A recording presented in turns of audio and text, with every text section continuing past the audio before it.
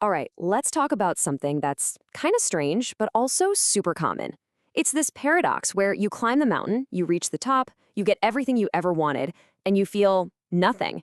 We're going to dig into why winning can sometimes feel an awful lot like losing. I mean, this is the question, isn't it? It's the one that hits you late at night, long after the awards have been put on the shelf and the congratulations have faded. You did it. You won. So now what? Why doesn't it feel the way you thought it would? So here's our roadmap for today. First, we're going to define the problem, what we're calling the success trap. Then, we'll look at the mindsets that fuel it and even a bigger philosophical reason for why we feel this way. And don't worry, we'll finish with some real practical ways to find that fulfillment you were looking for all along. Okay, let's jump right into part one, the success trap. This is all about that weird feeling when you finally arrive at your goal, but instead of a celebration, it feels more like a void. You're there, but you're not feeling it. And this really gets to the heart of it. Society, it gives us this playbook for what a successful life looks like. Get the right job, make a certain amount of money, get the recognition. And so many people, we're talking CEOs, star athletes, creatives, they follow that playbook perfectly, only to realize the house they built feels completely empty inside. It's a huge gap between what the world says is success and what actually feels fulfilling. And you know what often comes along for the ride with that hollow feeling? Imposter syndrome. Oh yeah, it's that little voice in the back of your head whispering, "You're a fake, you just got lucky. Any minute now, they're going to find you out." It makes total sense, right? When your success doesn't feel real on the inside, your brain tells you it must not be real on the outside either. And if you've ever felt that, I want you to look at this number, 70%. Some studies suggest that's how many of us feel like a fraud at some point. So this isn't some weird personal flaw you have. It's practically a universal human experience, especially for people who are driven to succeed. You are definitely not alone in this. So, how do we get so tangled up in this feeling?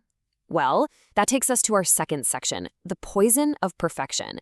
Because often that feeling of emptiness, of being a fraud, it's being fed by a really self-destructive way of thinking. This is such a crucial distinction. See, on the one hand, there's healthy striving. That's good. It's about wanting to grow, enjoying the journey, and bouncing back when you stumble.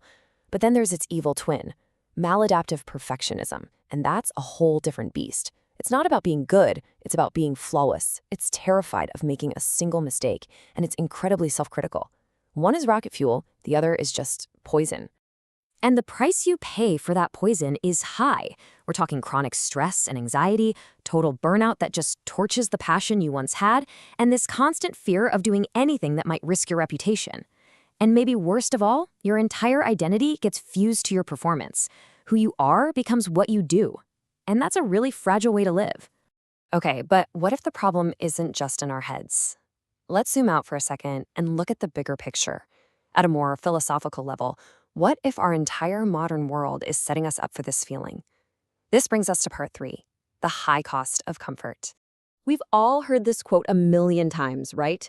From the philosopher Friedrich Nietzsche. It's this classic idea that we grow through adversity, that overcoming challenges is what makes us powerful. And here is the profound, maybe even scary question for our time.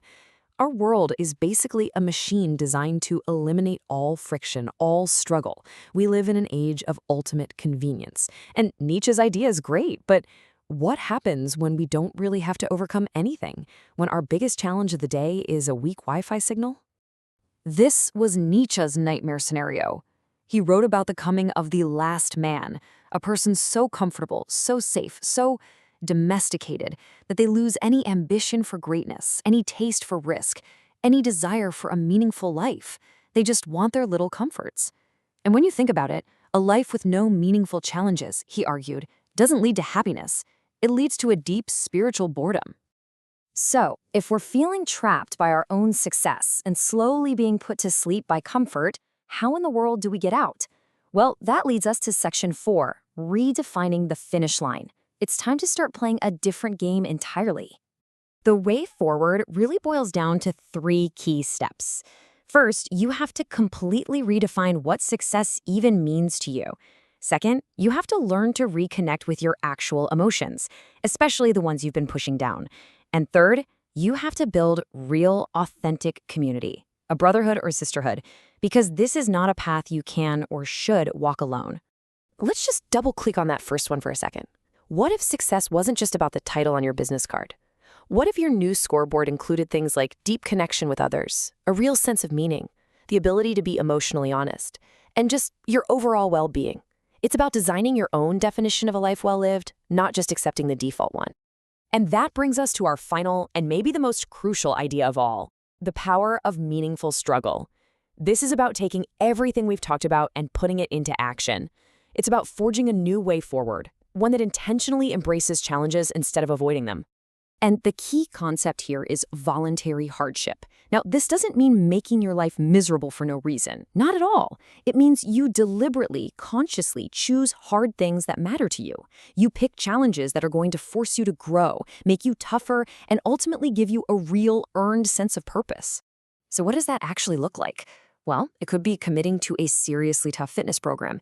It could be starting that business you've been dreaming of where you know there's a real chance of failure. It might be dedicating yourself to mastering an instrument or a craft.